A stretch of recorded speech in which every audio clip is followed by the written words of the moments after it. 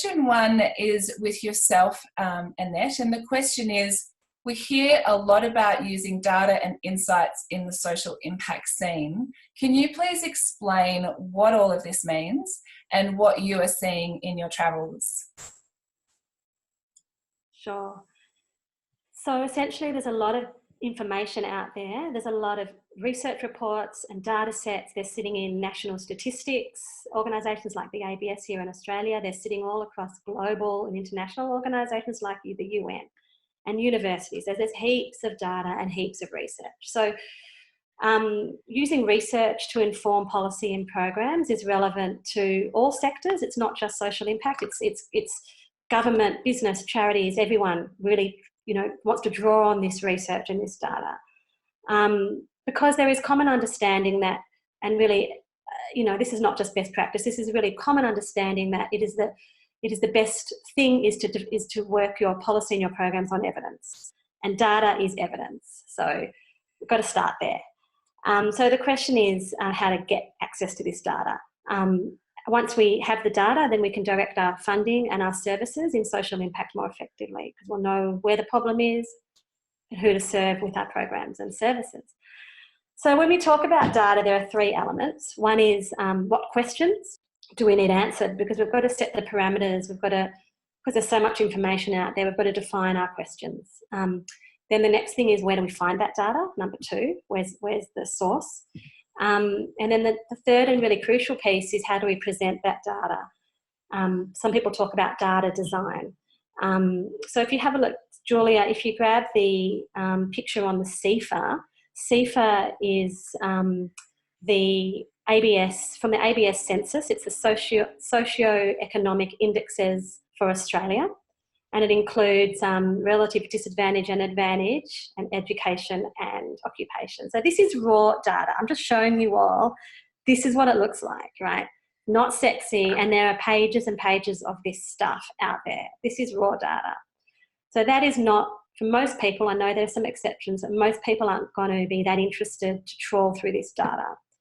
So what we need to do is ask, how do we make this stuff understandable, and how do we make it compelling and easy? So Julie, if you pull up the next slide on attention span, you'll see that we're working now in a situation where our attention span has dropped remarkably. So according to research, in 15 years, our attention span now, from 2000 now to 2015, a couple of years ago, was down to 8.25 seconds. So that's how much time we've got to work with the average person. And we're talking particularly, I think, for younger generations who have grown up with a screen in their life from a young age. So now they say that our attention span is less than a goldfish, which is quite ridiculous. If you've ever had a goldfish, they actually move very quickly. So we're talking about taking some of this raw data and translating it in a way to present it in an 8-second moment of time. And Julie, if you pick up the next slide on the visual information, the other critical thing with presentation is visualising, because we visualise information much faster than we can read text. So you can see that 80% of people remember what they see and do, 20% what they read, and 10% of what they hear. So we process visual information 60,000 times more than text. So the visual presentation is critical. So you can take that down now, Julia, you can leave it up if you want. But basically the best techniques in presentation of data that I've found include visualisation, and they include storytelling, right? Because if you can tell a great story, then you can really make the data compelling and come to life. So I'll just end my answer by showing two of my favourite examples. One is Sketch Group, who you might have seen these. So these are examples of how do you present data visually and telling a story. Sketch Group, sketch videos, they do these 2 to 3 minute sketch ups. So you might have seen them. I'm not going to play one now, but you can see in the right corner it says the federal budget in 3 minutes. and there's a video and it's been drawn and it's compelling and there's a story and it's content and data rich, or what the is UX design. So I love these SketchUps. I think they're, I think we have to work with this balance, this very careful balance of rigor and authenticity on the one hand, which is where the data and the research comes in, but at the same time to be playful, compelling, and visual. So that's a perfect example. And I also wanted to put up this video, this world famous video. There's a fellow called Hans Rosling, who passed away unfortunately, who is a professor of global health in Sweden. He's founded an organisation called Gapminder, which is taking statistics into a form that makes it compelling and understandable and educates people about what's actually happening in the world. So here's a 3-minute snippet. Stay with it. He's a funny old man, gorgeous man. But stick with it. It's 3 minutes, TED Talk, called The Best Stats You've Ever Seen. You good, Julia? Yeah. So this is where I realized that there was really a need to communicate, because the data of what's happening in the world and the child health of every country is very well aware. So we did this software which displays it like this. Every bubble here is a country. This country over here is China. This is India. The size of the bubble is the population. And on this axis here, I put fertility rate. Because my students, what they said when they looked upon the world, and I asked them, what do you really think about the world? Huh? Well, I first discovered that the textbook was Tintin mainly. And they said the world is still we and them. And we is Western world, and them is third world. And what do you mean with Western world? I said, well, that's long life in small family. And third world is short life in large family. So this is what I could display here.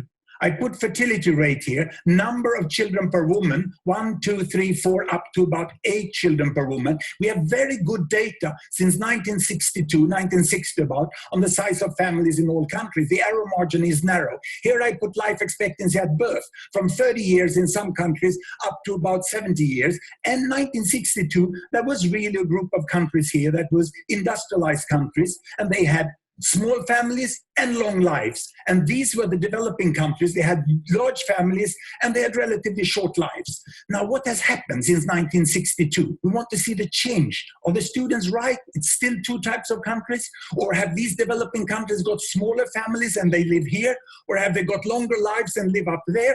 Let's see. We stop the world. And this is all UN statistic that has been available. Here we go. Can you see there? It's China. They're moving against better health. They're improving there. All the green Latin American countries, they are moving towards smaller families. The yellow ones here are the Arabic countries, and they get larger families, but longer life, but not larger families. The Africans are the green down here, they still remain here. This is India. Indonesia is moving on pretty fast.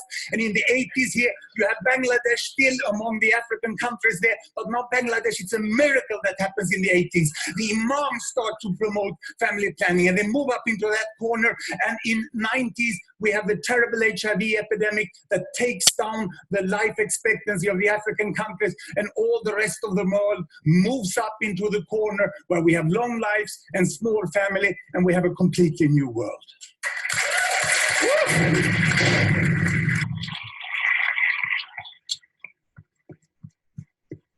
So amazing, huh?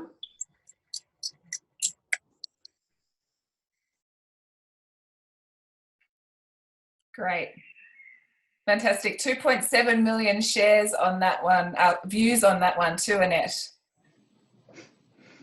Yeah, and Gapminder is a wonderful website resource full of lots of really great examples of presenting data in a compelling fashion.